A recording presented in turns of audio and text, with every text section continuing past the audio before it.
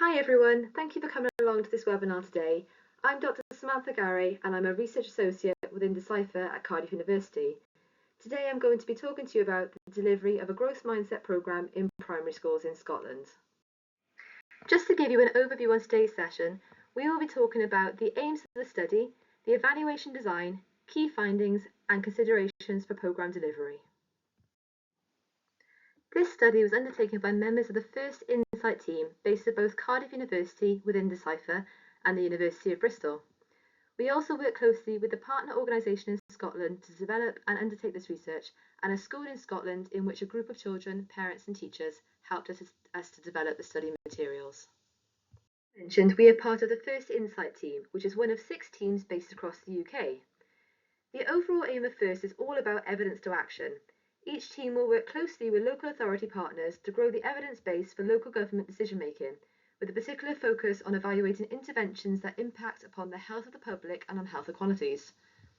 We aim to facilitate the co-production of responsive research with the production of timely and accessible evaluations.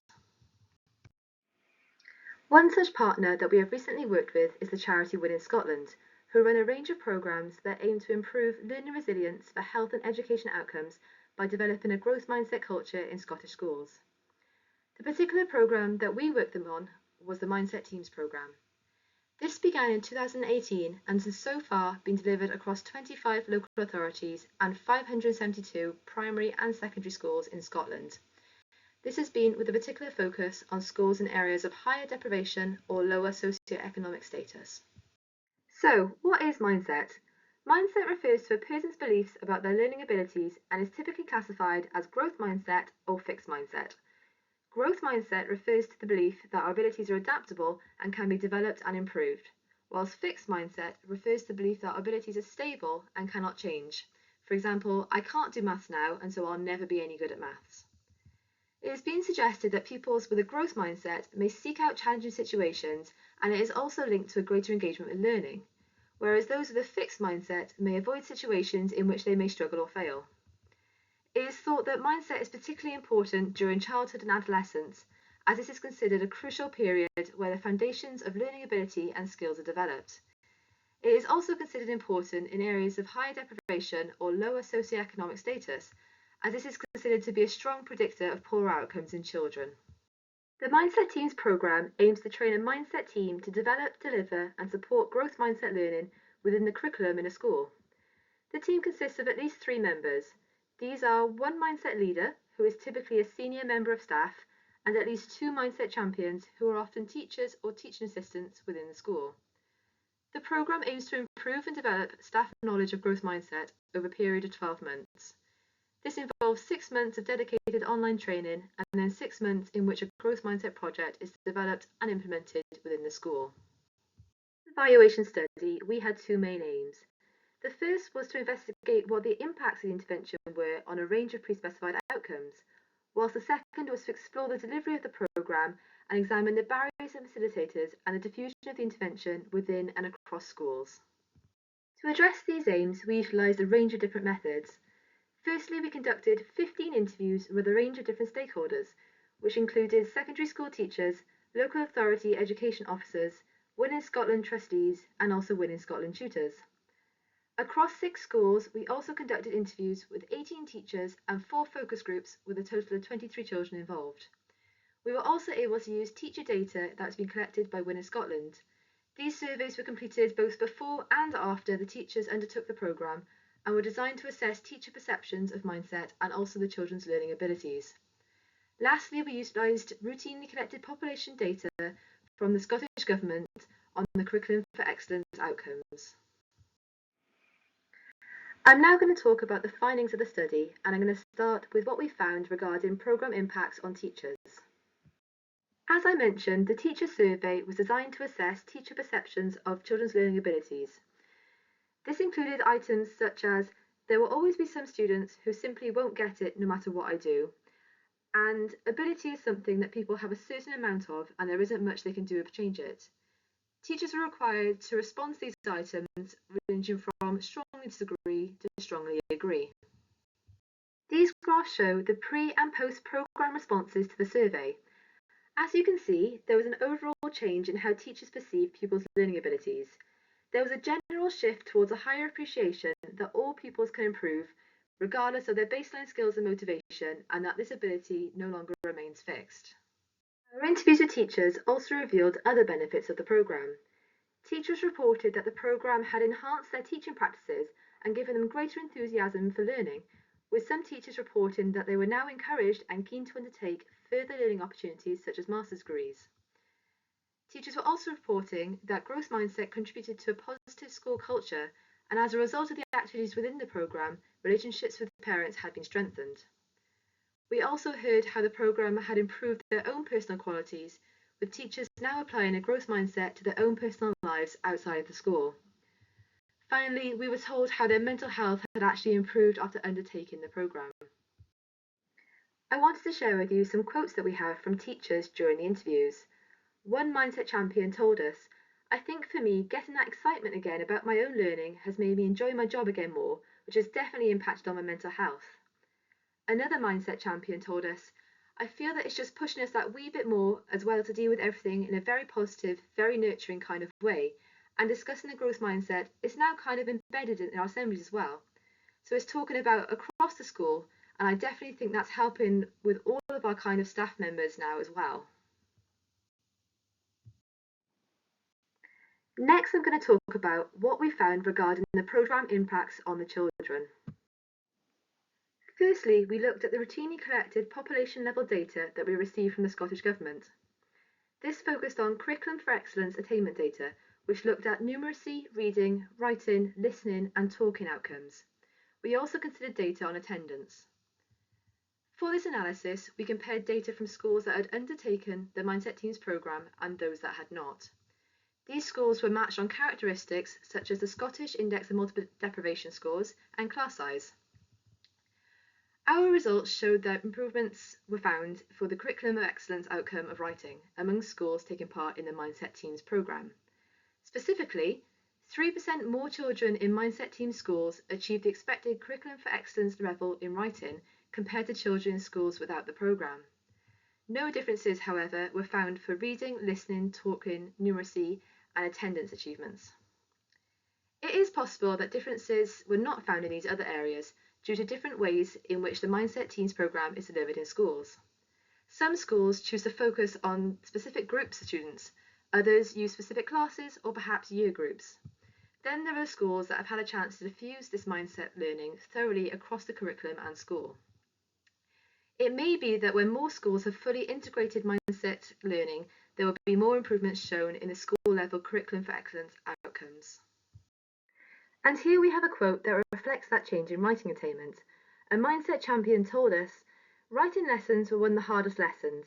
There were always problems, big problems, where the lesson would be completely interrupted with their behaviour, and most children didn't get the chance to write because it seemed to cause quite a lot of stress. So the writing results have improved as well." We also found there were a lot of impacts on the children in addition to the impacts on attainment. We found that there were improvements in mental health and well-being, with children showing a greater sense of happiness and confidence, improved communication skills, and greater emotional resilience in the classroom and wider school setting. We also found there was greater engagement with learning.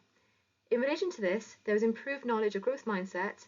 Again, there were enhanced communication skills, as well as greater ownership of and improved resilience for learning, and improved pupil-teacher relationships and improved academic outcomes. There was also evidence of enhanced social skills, with teachers telling us about improved cohesiveness of the children in the classroom, better behaviours, better friendships and conflict resolution, and greater use of social skills within the classroom and playground. This was particularly evident in one school that told us that before the project, the children couldn't work together or be in the same class. There were frequent fights and damage to property was occurring. Following the project, in this case this was a project that was based around learning juggling skills, children who previously couldn't be in each other's line of sight were now able to work together on tasks. Finally, there were impacts on aspiration and attainment, with reports of the Growth Mindset programme leading to support for the children's beliefs and future aspirations, enabling them to achieve. Next, I will talk about the findings that we had in relation to the implementation of the programme. Another area that we looked at was considerations for programme delivery, in which we examined what helped or hindered teachers completing the training course and delivering the programme. Firstly, I will look at the barriers to delivery that were identified. Perhaps unsurprisingly, a factor that was frequently highlighted to us was the COVID-19 pandemic. We were told this heavily hindered the delivery of the programme as it caused competing priorities within the school and hampered team working, which is a crucial aspect of the Mindset Teams programme. It also caused high staff absence and illness levels within the school and wider team. This at times meant that the team had to pause the implementation of the programme due to personal sickness absence or needing to cover the absences of other staff members. Another barrier that was identified was the practical application of the online learning. It was noted that whilst the online training was thorough and provided a good understanding of mindset theory and practice, this could be difficult to implement within classes. This was particularly true for mindset champions working with younger students, where perhaps more thought was needed into how to adapt the lessons for them to understand. This is evidenced in a quote from one of the mindset champions, who said, "So for me, the tricky part was thinking about how I can talk to 3- and 4-year-olds about their minds. So it was really hard. That took a long time to think about how to bring it together at their level in a way that they could understand." Finally, high staff workload was also considered to be a barrier. Teachers told us about how there were competing demands on their time and that staff changing roles, something that often happened with schools, could affect the delivery of the programme. We also considered what factors were helpful for delivering the programme. One such factor was the flexible nature of the online training. Teachers told us that it was helpful to be able to dip in and out of the training course. This allowed them to work around their busy schedules and catch up with the training if needed during the quieter periods. This can be seen here in this quote from another mindset champion. "I really liked the way the training, we could access it at any time. That was a big support for me because I could do it around everything else, around the children, around work. I could pop in and out of it, and it was always there afterwards if I wanted to revisit any of the training. It's online, and so you could move back and forward to help with the understanding." We also found that it was helpful for the Mindset Teams programme, or growth mindset in general, to be included in the school improvement plans. This buy-in at the senior level meant that growth mindset became a priority within the school. Consequently, this meant that staff were able to have dedicated time to complete the training course. It ensured that extra resources such as funding were provided, and it also increased the likelihood of growth mindset becoming fully embedded and sustained within the school. We also found that staff attitudes were helpful for delivery. Staff who were keen, enthusiastic, and open to new ideas and learning techniques found it easier to complete the programme. Finally, we were told how the supportive nature of the training course allowed participants to overcome any problems that might have arisen. In summary, our work with stakeholders, teachers and children showed that this is a programme that is highly valued by those currently involved at the school, local and national level. We found a wide range of positive impacts that included not only attainment outcomes, but also impacts relating to both teachers and children. This included beliefs about learning abilities, impacts on health and well-being, engagement with learning, and improvements in social skills and behaviour, both inside and outside of the classroom setting. In terms of attainment data, this suggested a small population impact on pupils' writing achievements. As we explained, these impacts on attainment may become more evident as growth mindset becomes embedded within the whole school. Finally, we identified key facilitators to programme uptake, delivery and sustainability within and across schools, allowing us to make key recommendations to the Mindset Teams programme provider within Scotland. We have just provided you with a small snapshot of this research today, so if you'd like to find out more about this study, we have developed an infographic for schools as well as a short report which will provide you with more information. You can find this by following the QR code on this slide. We have also made our evaluation protocol and logic model that fed into the development of the study available online should you wish to know more about this aspect of the study. I would like to end with this quote from a mindset champion, which really shows how valued this programme is to those that have undertaken it. "I think seeing the changes and seeing the difference, it's amazing that it's been in our school, it's definitely worth it." Thank you for listening to this session, and I'm happy to answer any questions you now may have on this study.